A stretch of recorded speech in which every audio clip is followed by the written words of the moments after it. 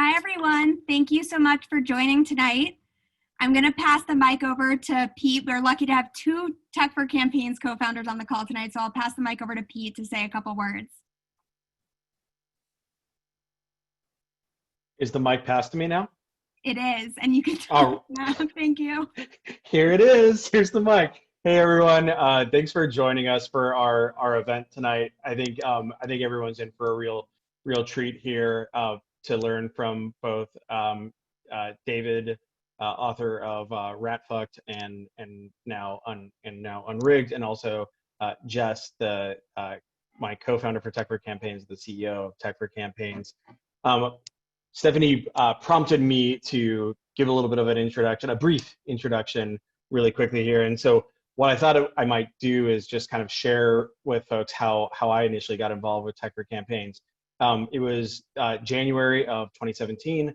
A gentleman named Donald Trump had just decided that he was going to ban Muslims from entering the country. And I was on a baby moon with my wife in Portland, and Jess, I think, was at a bachelorette party when the news came down. And so Jess had this initial idea. Well, first she was pissed, then had this idea as a former marketplace entrepreneur that it really seemed like there was an opportunity to get people in the technology industry involved in politics in a way that could really deliver lasting advantage for progressive aims. Part of this was inspired by Jess's experience consulting for the Hillary Clinton campaign going into 2016. So Tech for Campaigns is a typical Silicon Valley startup, started as a hypothesis, tested the hypothesis. It turned out there were a lot of people who were really pissed off about Trump doing really crazy stuff.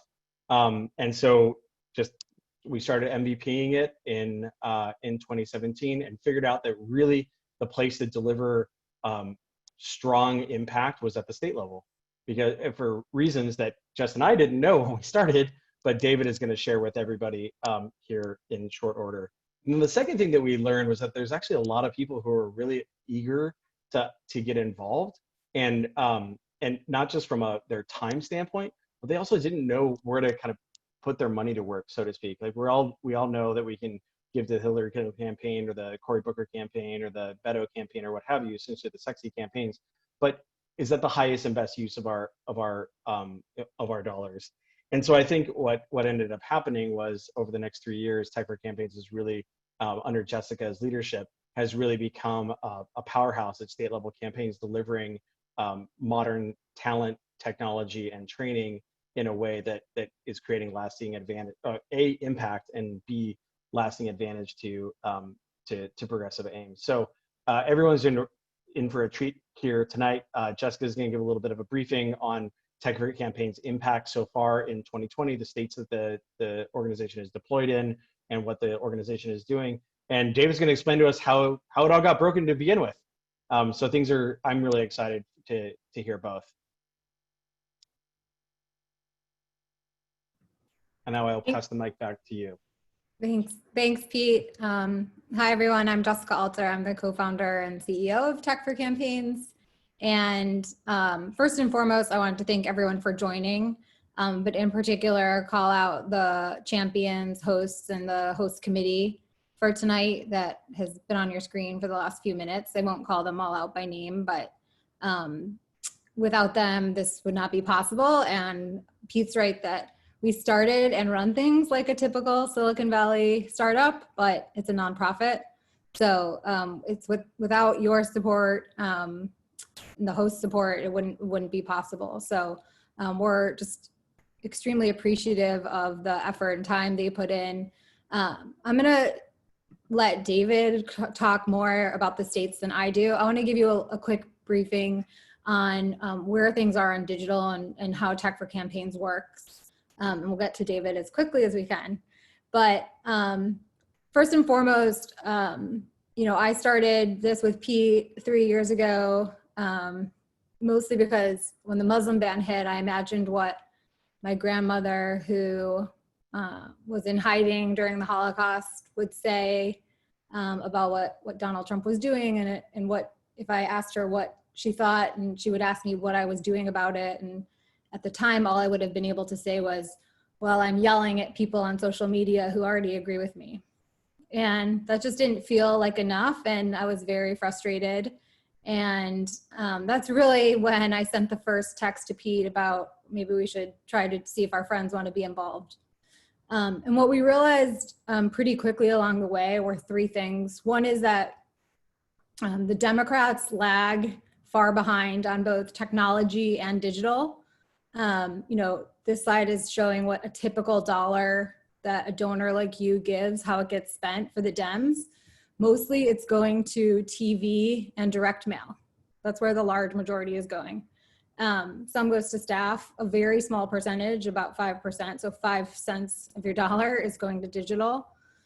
The RNC tells Republican campaigns to spend 40 cents of every dollar on digital.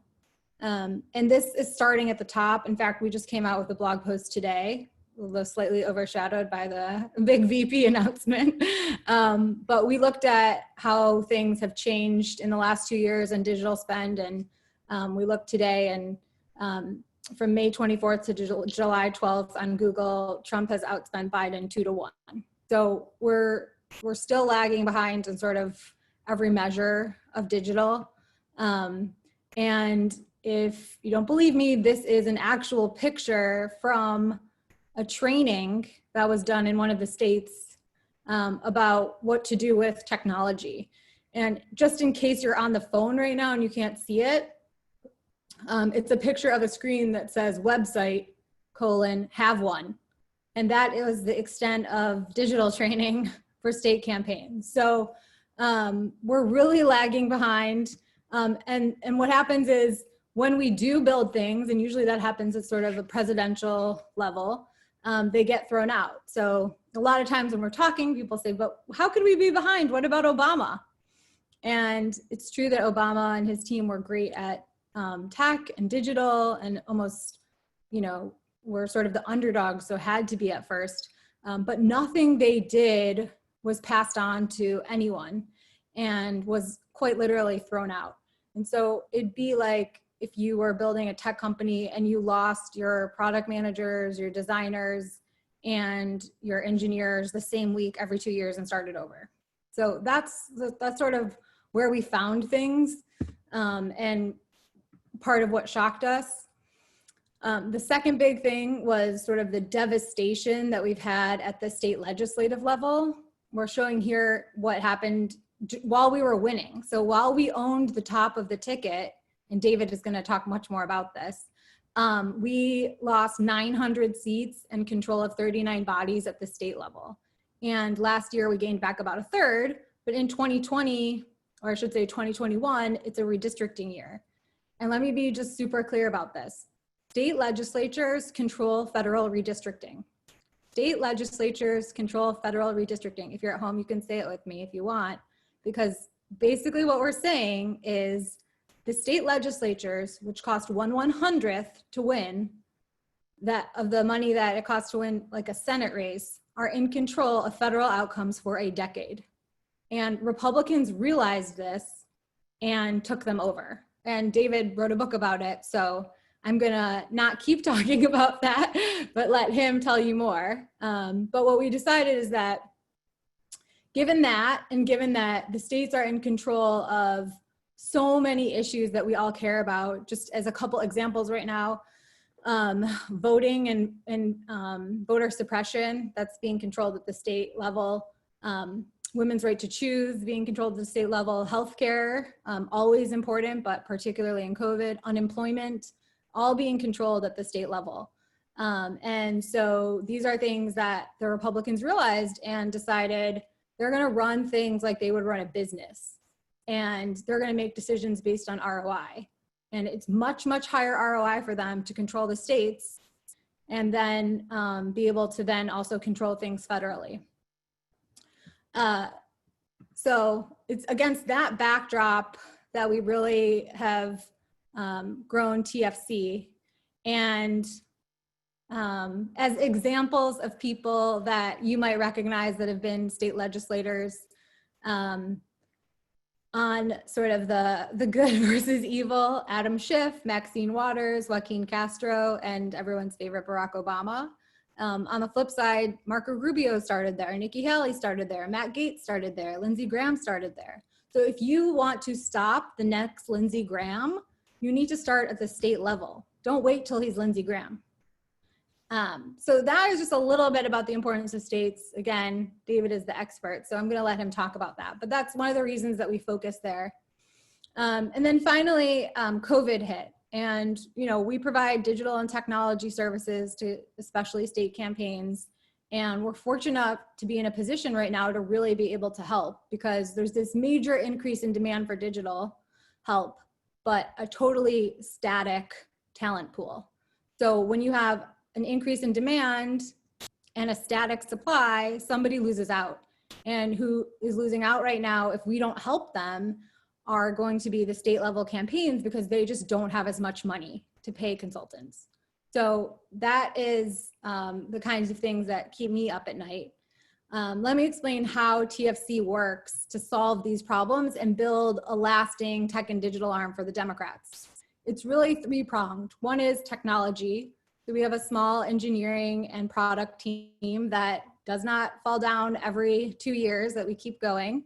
They build products, especially for states and campaigns that are being used across over a dozen states and campaigns right now, over a dozen states and hundreds of campaigns, and are able to be shared. And as an example, in Florida, we showed them one of our products and they said, oh yeah, we try to build this every 2 years. So instead of doing that, instead of them rebuilding it every 2 years, not only can Florida get it, but Michigan can get it and Minnesota can get it, because normally they just don't share. That's not something they're used to doing. The second piece is talent. So I think, as Pete mentioned, we started with the idea of involving volunteers on campaigns. The community has grown now. It's about 13,500 volunteers, and they range in skill sets from designers to engineers to data scientists to product managers to, importantly, digital marketers. And we deploy them to largely state level campaigns to run all of the digital work there. They could build websites, they can run entire email programs, they can run texting programs, data analysis, ads programs. Those are all happening right now in 9 states across the country. And the amazing part is when we pick a state to go into, we hire one person for that state to be our state director, who's a very experienced digital marketing leader. They oversee all the work that is done by the volunteers, but we get a ton of leverage. So we can go into a state and help 24 campaigns for about $75,000 to $100,000. That is unheard of ROI. So as an example, in Texas right now, we have 21 campaigns. And we need to have 21 campaigns because Texas has 9 seats to flip. Well, to flip 9 seats, you can't only help 9 campaigns. And then there's another 9 that need defending. So you have to be able to help campaigns at scale to win in the states. And we're not only able to do that, but we're able to do it really cost effectively. And work through the caucuses there to have partners on the ground. And the final piece is training. What we found in 2018 is just a symptom of the problem, is that there's no standard tech or digital training for Democratic candidates or campaigns. And what we try to do is not make them experts, but just help them understand what is possible. So we'll go into a state and provide training for all the candidates and their staffers that just want to better understand how digital works, how to budget for it differently, how the products work, etc. This year, we also have a big vote by mail initiative that's being run on the soft side. We decided a few months ago that vote by mail would be a major leverage point and be a big deciding factor in how elections were decided this year, not just the presidential, but all over the place. So we went to look for data on how registering people to vote by mail online had worked in the past. And what we found was that there was no data. So we did our own experiment in Pennsylvania. We were able to register people for a very low cost, $6 to $7. And importantly, that's had incremental lift. So we had a test and control group and we saw a 2% lift, which is, if you've worked in marketing, that's like a dream for a marketer to see that kind of lift. So we've expanded that to several other states, Florida, Wisconsin, Michigan, and Minnesota. And that is an initiative that we're working on this year as well. So a lot going on. And the good news is that we know what we're doing. We've scaled. So far, we've helped over 320 campaigns on close to 600 digital projects. We have 3 products live. And I think most important is what we've been able to do in the states. So when we think about what we want to measure, we really want to measure, like, are we helping to make an impact at the state chamber level? So like a House or a Senate, did we have a great outcome there? And not only have we helped to flip 3 chambers and break supermajorities in 2 more, but Virginia in 2019 flipped completely blue. And I just want to give you a sense of what that impact is. In the 8 months since Virginia flipped blue, they've been able to pass criminal background checks on all gun sales and implement red flag laws. Prior to flipping blue, they couldn't even get these bills voted on. So it's just a huge difference. They helped to ratify the Equal Rights Amendment and they removed pretty stringent laws that disenfranchised voters, and it expanded actually early access to voting and same-day registration. So the impact that you can make when you flip a legislative chamber blue is insane and very far-reaching.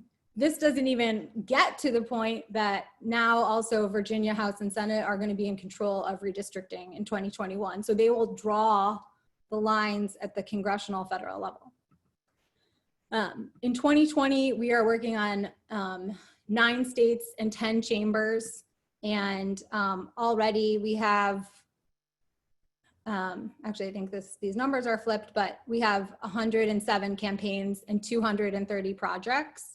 Will help all in all with our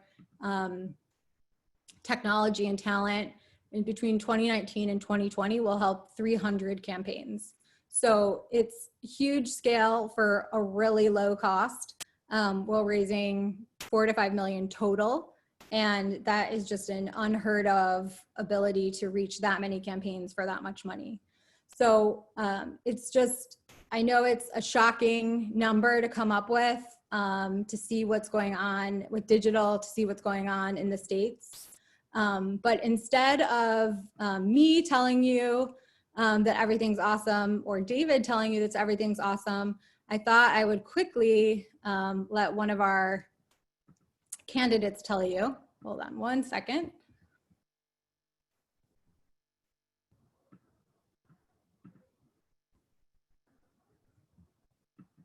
Hi, this is Representative Anna V. Escamani, and I'm so grateful for the work of Tech for Campaigns.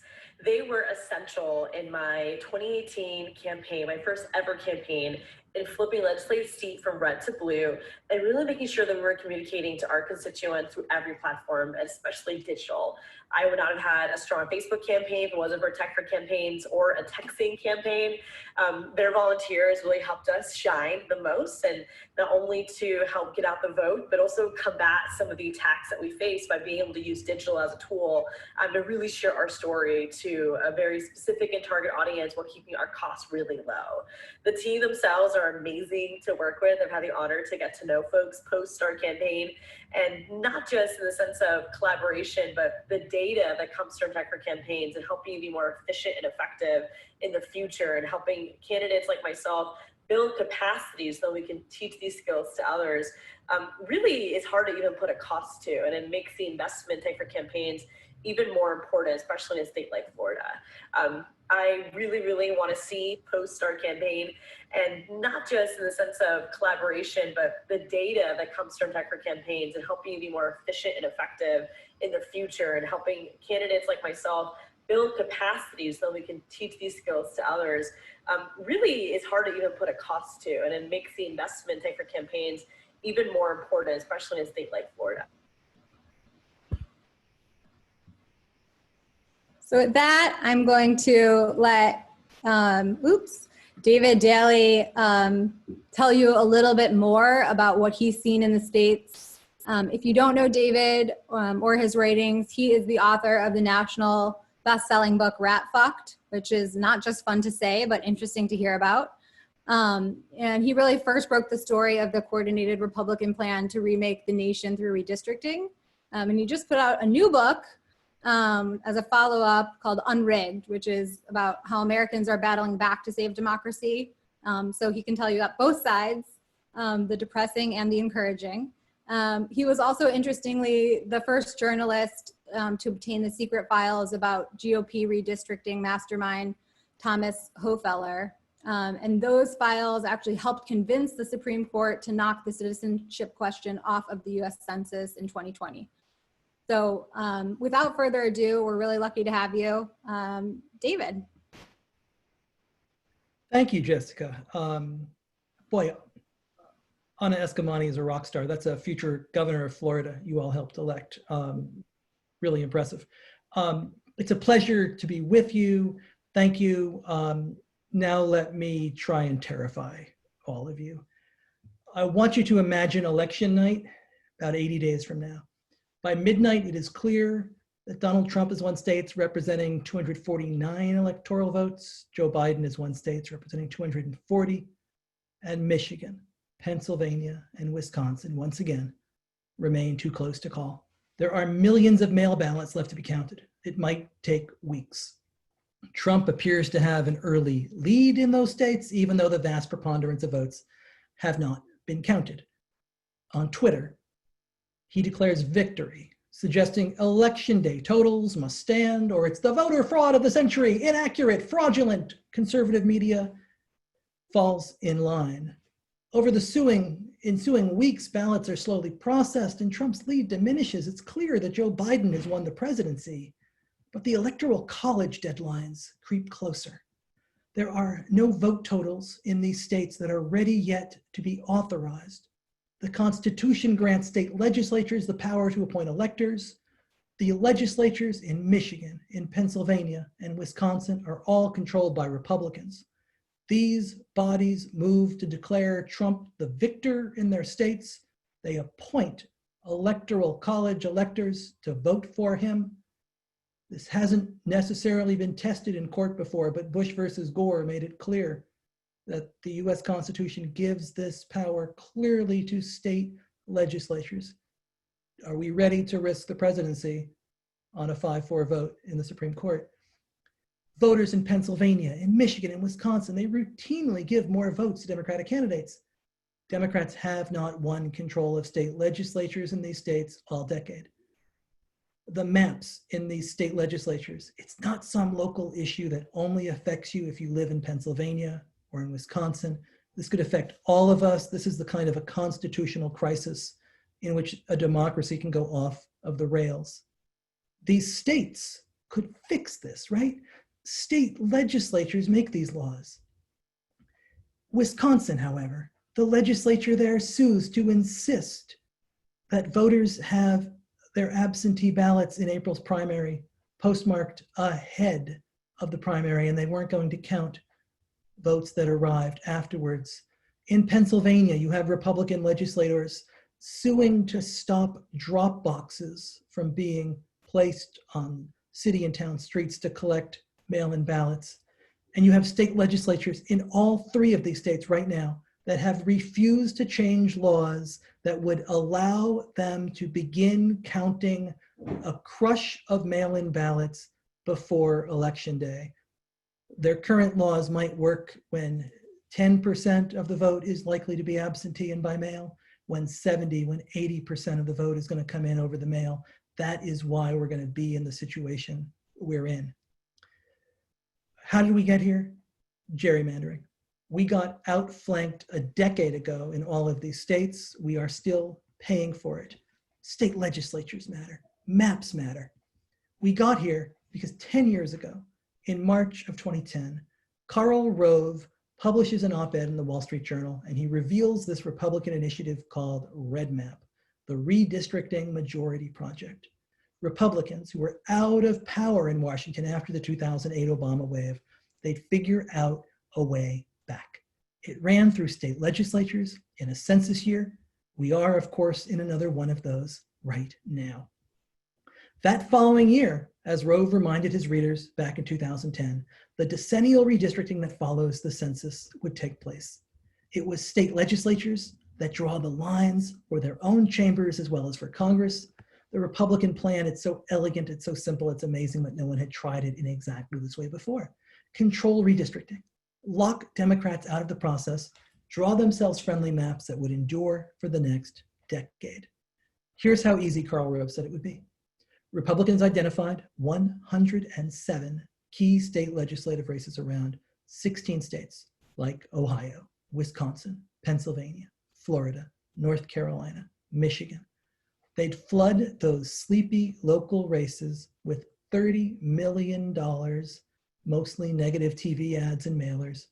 And if they captured those down ballot races, they'd be able to draw themselves entrenched majorities in otherwise competitive battleground states, as well as take over complete control of mapping more than 190 of the 435 US House seats. It's a political masterstroke. It's a bargain, right? $30 million, it's next to nothing. It's the biggest heist in modern American politics. Republicans found a loophole and they drove a truck through it. And we are all still living in the nation that REDMAP built. How so? Well, it paid dividends immediately. Barack Obama is re-elected president in 2012. Democrats keep the Senate. They win 1.4 million more votes nationally for the House. Republicans hold the House, 234-201. The maps made the difference. In Pennsylvania, for example, 100,000 more votes for Democratic US House candidates. The delegation, 13 Republicans, 5 Democrats. More than 70% of the seats go to the party that won fewer than 50% of the votes. In Michigan, almost 250,000 more votes for Democratic candidates. Republicans hold a 9-5 edge there. In 50-50 Ohio and North Carolina, you're looking at 12-4 and 10-3 maps. Barack Obama's second term ended the night he was reelected to it. Nothing moved through Congress for a decade. You got 50 votes to repeal Obamacare. You got government shutdowns. Obama had to govern via executive order. And what we see is how difficult it is to govern via executive order when a president from another party comes in, how quickly it can all be undone. We've had gerrymandering for years. We've had it as long as we've had politicians. But this is a tech audience, right? You all know the difference between 2001 and 2011 in the world of technology. The mapping software, the speed of the computers, the power to crunch terabytes of individual pieces of voter data that had been collected over the course of the previous decade. We've never been better at gerrymandering. In so many ways, these maps can simply be etched in stone. Wisconsin might be the most dire example. 2018, voters preferred Democrats. It's a blue wave in Wisconsin. The maps held back the wave. A Democratic governor defeated Scott Walker. Tammy Baldwin is reelected to the US Senator. Democrats sweep all of the statewide offices. They win more than 200,000 votes for the state assembly. Republicans hold that assembly. It's not even close, 63-36. You see the headlines that reflect the consequence of this, right? Back in April, that legislature sues to force an election to be held in person in the middle of a pandemic. They forced their own voters to the polls to decide between their own health and their right to vote. I can tell you similar stories from Florida, from North Carolina, from Pennsylvania, from Texas, Ohio, Michigan. These maps have had their consequences. They have tilted the playing field dramatically in favor of Republicans, and they have made it in many places all but impossible for Democrats to win power in state legislatures, even when they win more votes. They've tipped our politics towards the wild extremes. Jessica gave you a few examples, right? Transgender bathroom bills in North Carolina, the personhood abortion bills that we've seen in Ohio and Georgia and Alabama, the assaults on labor rights across the Midwest, Ohio, Michigan, Wisconsin. But Republicans did not stop with the maps. The very first thing gerrymandered legislatures attack are voting rights. They've unleashed an assault on voting. Voter ID bills, voter roll purges, precinct closures, registration barriers, ending days of early voting, making it harder to do absentee balloting, even in the middle of a pandemic. In close states, in close elections, this power makes all the difference. You look at Georgia in 2018, right? You're talking about Brian Kemp defeating Stacey Abrams by about 40,000 votes. That's the effect of voter roll purges and precinct closures. And then you see the 7-hour lines at the polls in 2020 that are the effect of all of this piling up, these barriers to the vote stacking up higher and higher. You can look back at 2016 and the presidential election that year. As we know, Hillary Clinton wins that election in the popular vote by 2.8 million votes. She loses the White House by losing the Electoral College by 80,000 votes. Those same 3 states we talked about at the top: Wisconsin, Pennsylvania, and Michigan. 80,000 votes, all 3 states, deeply gerrymandered legislatures that were targeted by Red Map for a low bargain price in 2010. A state like Pennsylvania, it was so close, the difference was 102, 101. Republicans had to take 2 seats in the Pennsylvania legislature to pull off the decade of control that they've enacted. And all 3 of those states made it harder to vote, enacted things like voter ID bills in Wisconsin that kept an estimated 300,000 registered voters from casting a ballot in a state where the difference was 24,000 votes. This is how important gerrymandering is. This is how important state legislatures are. Wisconsin, we know it's going to be the tipping point in the state, in the Electoral College again this year. There is a huge difference in the middle of a pandemic, an election, a presidential election, a crucial election like this, in what you see gerrymandered legislatures doing and what blue state legislatures do. Jessica talked about what's happened in Virginia, all of the amazing things that have gone on there as far as expanding voting rights, making it easier for citizens to make their voice heard. But when you look at some of these other states, it's a very different situation. You see states that are refusing to pay for postage for ballots, that are demanding notarized or witnessed absentee ballots, that are saying a pandemic is not enough of an excuse to vote by absentee in Texas, making it harder to vote, to register to vote in Tennessee and Florida. In Tennessee, if you are a first-time voter, you have got to show up at the polls. You cannot vote absentee. This is why maps matter. This is why state legislatures matter. We are in a redistricting year again. The White House is on the ballot, absolutely. The US Senate is on the ballot, but so is control of all of these state legislatures that will control so much for the next decade. Republicans have got the edge because they have these maps. We have to find a way to overcome that edge, or we face another decade on them. Republicans are already scheming new ways to gerrymander the next decade. We see that. The good news is people are with us, the voters are with us in 5 states in 2018, and in unlikely ones, Utah, Colorado, Missouri, Ohio. Voters put an end to partisan gerrymandering. But in most states, the road back means winning these state legislatures. These are local races. It's harder now. Personal contact matters in these races, right? We're in the middle of a pandemic. That kind of door-to-door is not possible.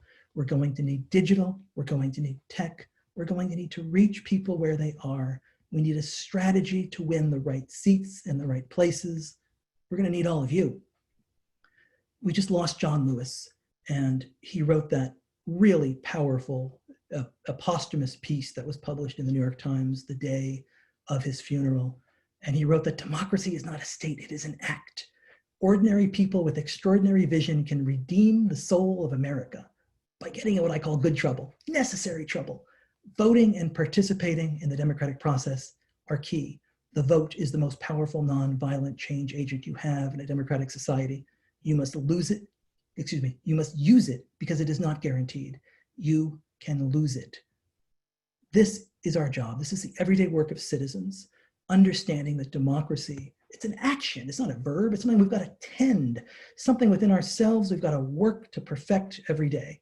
That's the work that built this nation at its best. It's what we must do once more to renew our determination that America reaches those ideals for everybody.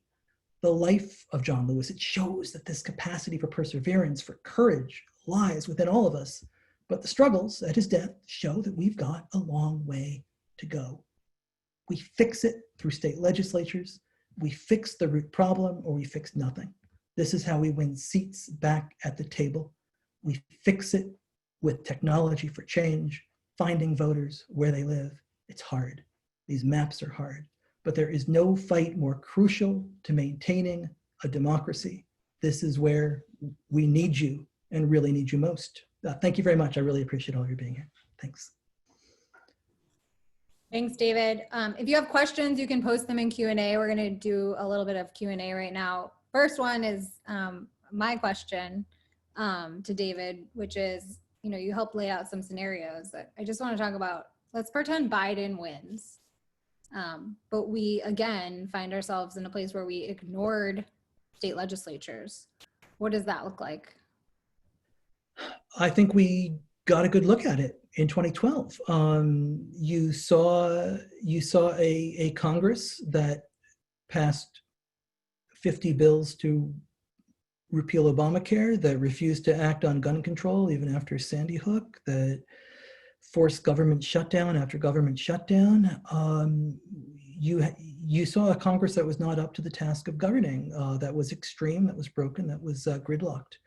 And the Democrats couldn't do anything to fix in 2012, 2014, 2016. And it really took the new maps that were passed in Pennsylvania, partially in Florida and Minnesota and Virginia, to begin to undo that and allow Democrats to take back the House in 2018. What we have right now in this nation, 59 million Americans live in a state in which one or both chambers of the state legislature is controlled by the party that won fewer votes in 2018.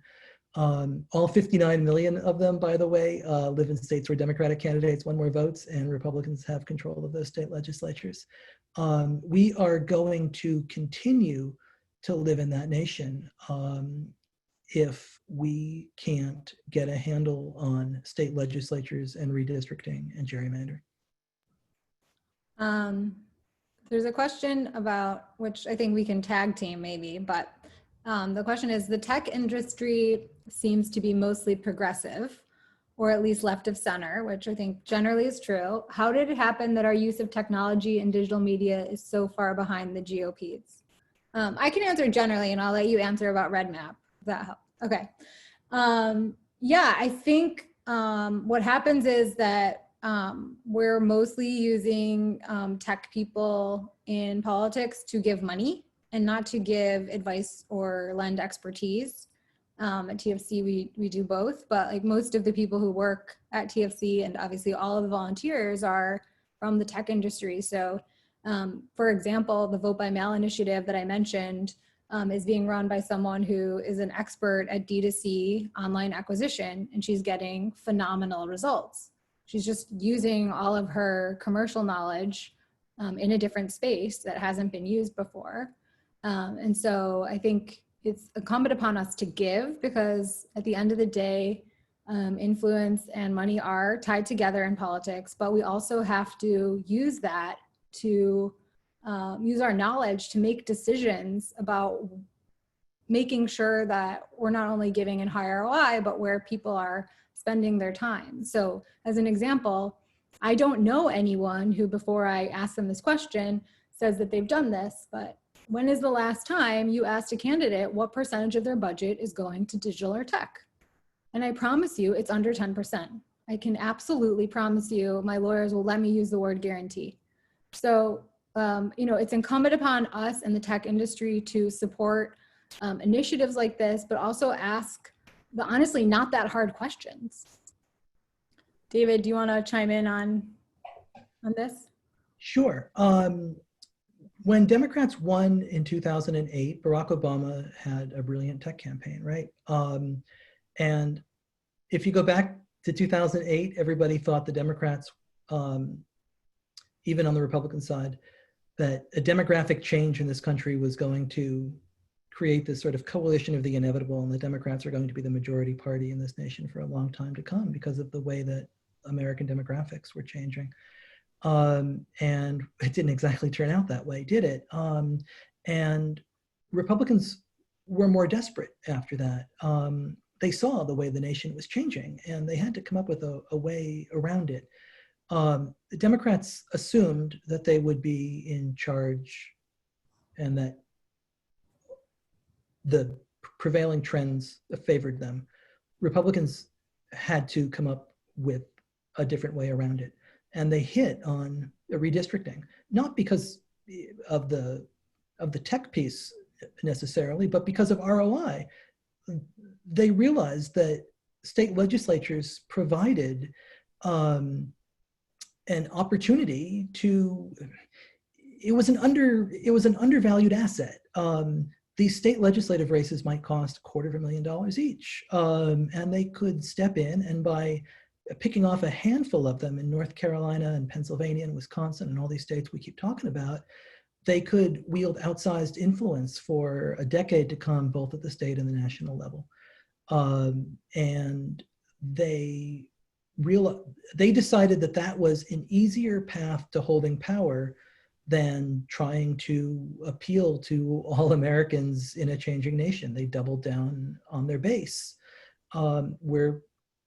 We're paying the cost, right? I mean, in the 2012 Republican autopsy, they said, let's do something different. They said, let's go out and talk to young voters and Latino voters and African-American voters, but it was too late because they'd already gone down this road of redistricting, this road of trying to rule from the minority. And Democrats didn't have to think of it that way. And so they didn't. I'll just super quickly say, in the new book, I spent some time with Eric Holder out on the road. And I asked him, I said, when did you first realize what Red Map was?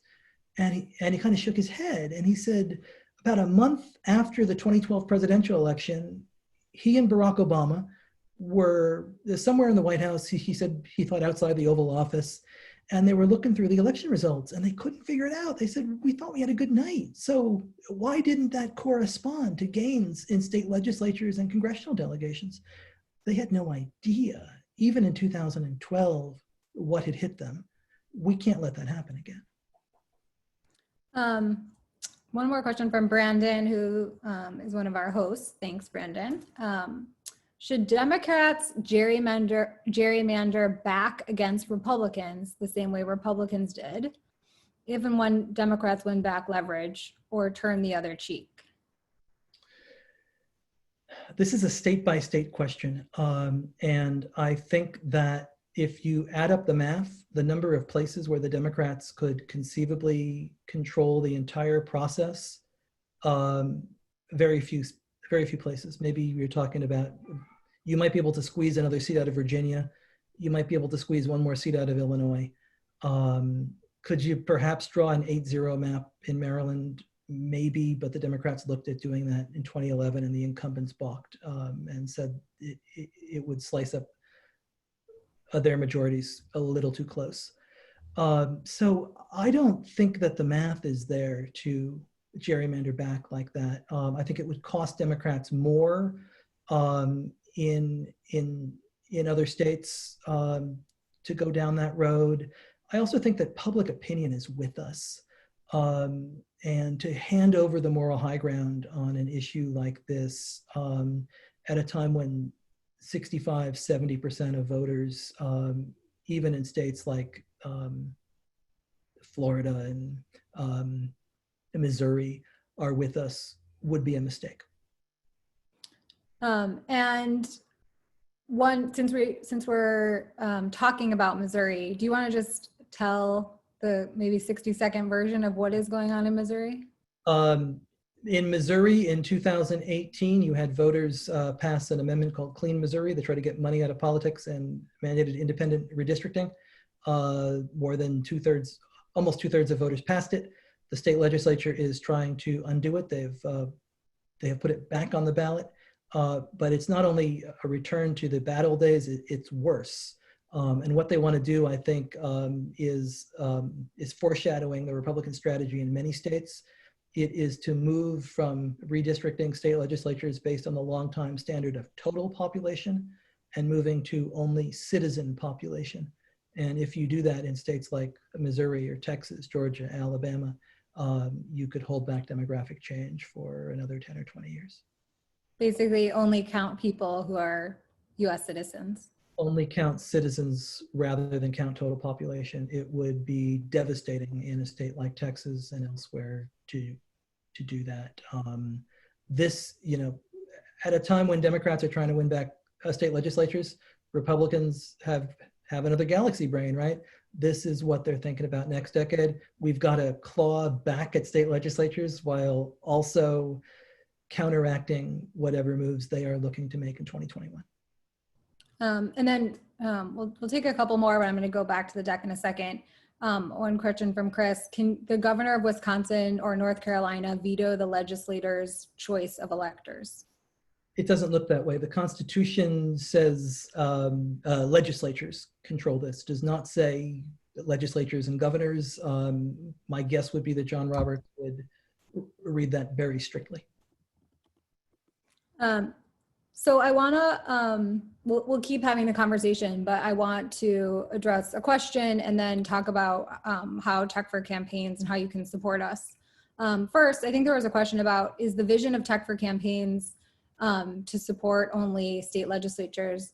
And that isn't the vision, but it is the strategy to start with. You can see here that we have volunteers in 9 states, and we have technology deployed in another 11.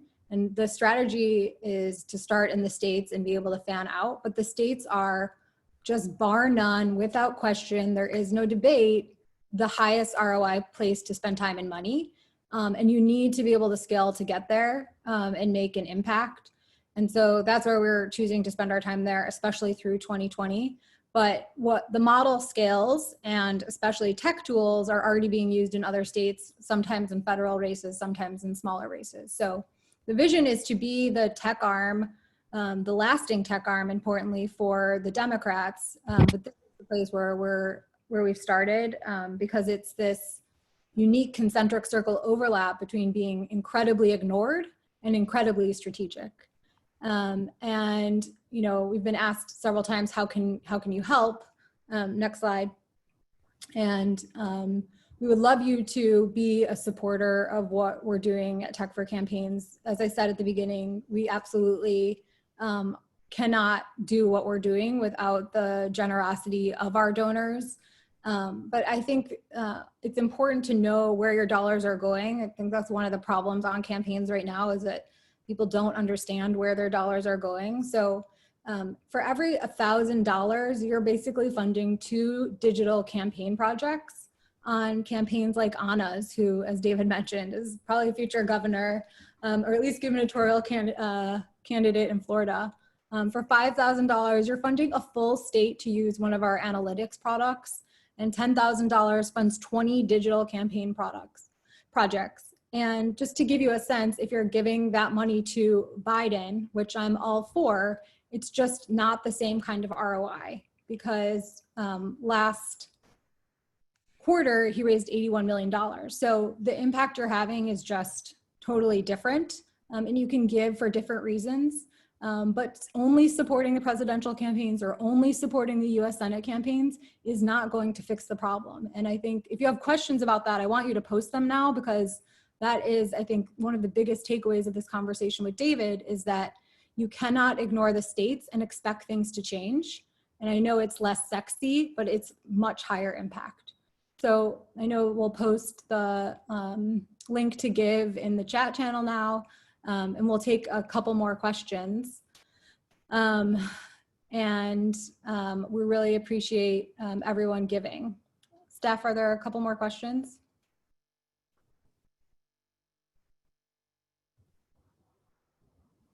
Oh, yeah. I'll get to one actually that Andrew just asked. Go ahead. In addition to donating, you and or colleagues are encouraged to volunteer as well. I would say over 25% of our volunteers are also donors, so it's not one or the other. And you can go on the site and see what kind of skills we need. But right now, the biggest skills are actually on the digital marketing side, email and ads marketers and designers. But anything that you would have at a tech company is welcome. All right, here's a question, probably for David, but I think it's really for both of you. How many of the key states have already set up their redistricting processes, and how are the people, the redistricting commissions determined? And then the question here is like, when is it too late to affect the redistricting for 2020, or is it too late? It's not too late. It's definitely not too late. November is our last chance, though. Yeah. And in most of these states, I mean, Michigan has set up a commission. They were one of the states that passed a commission in 2018. But in all these other states, control of redistricting is on the ballot in 2020. The next president's going to serve 4 years, right? This US Senate is another 6 years. These maps are the next decade across all of these states. And it is going to affect the ability of a Democratic president to move anything through the US House.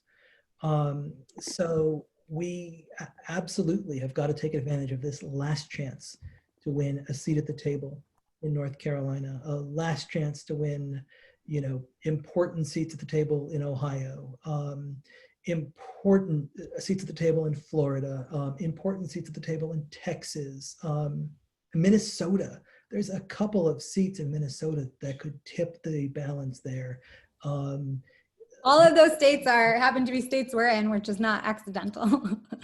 So it's, yeah, let me just reiterate in case anyone like took a quick break. It is not too late for redistricting. The state legislatures will be decided in November, and who's ever the party in control will control redistricting. That's how it works. So when we explain that, you know, the Republicans took over the state legislatures, that's what we mean. They pumped money into those races, and you just need so much less money to win those races than you do to win a federal race, that it was just such a good investment for them, because they won control of federal redistricting and all of those issues that are plaguing us right now, from healthcare to voting rights to women's right to choose. So it is not too late, but time is ticking. And with that, I want to turn it back over to Pete to close us out, and thank once again the host committee and David for joining us tonight. I encourage you to donate, and also importantly to look up David and his books, which are amazing. Did I get the mic back, Steph? All right. Cool. I don't see your face. No one can see you. That's okay. I'm hiding. I can't. I don't think I can start my video. As a sales leader, I use Zoom all day long and still don't know how to use it, unfortunately. But yes, I mean, wow, pretty amazing lesson on civics, modern electioneering, etc. I hope that folks learned a lot tonight, and around the importance of state level impact, and also how big the gap is of the digital deficit, if you will, between the Democratic Party and the Republican Party. But moreover, I think, you know, David's framing is fantastic. There's the scary stuff, and then there's the hopeful stuff. I just actually bought David's new book, Unrigged, off of Amazon 2 seconds ago, because I'd like to read about some hopeful stuff. But the good news is that there's a lot of opportunity here for deploying digital impact into these state-led races. And the wonderful thing is that it turns out for people who are software people or technology industry folks, the nice thing about software is you write it once, and then the incremental cost of deploying it other places and using it is very, very, very low.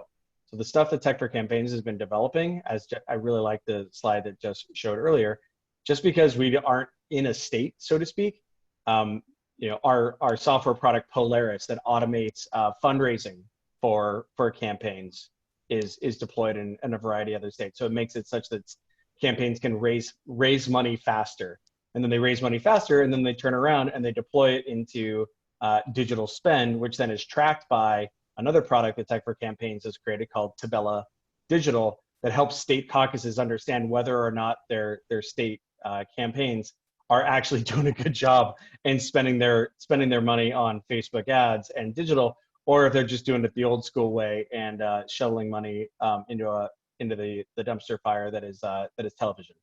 So extremely high ROI. So there's a lot of reason to be hopeful. I hope folks learned a lot to learn tonight around how there's that opportunity and can help support Tech for Campaigns and put a name on a campaign that you support. A lot of times, I think one of the things that donors like to understand is, who am I helping out? It turns out it's someone like Anna, right? So you can make yourself a T-shirt of, this is the campaign, that I supported and funded a digital program for, or funded 5 digital programs for. So thanks everyone for coming tonight. I hope you learned as much as you were expecting to, and thanks in advance for all your support. Thanks, everyone. Bye, guys.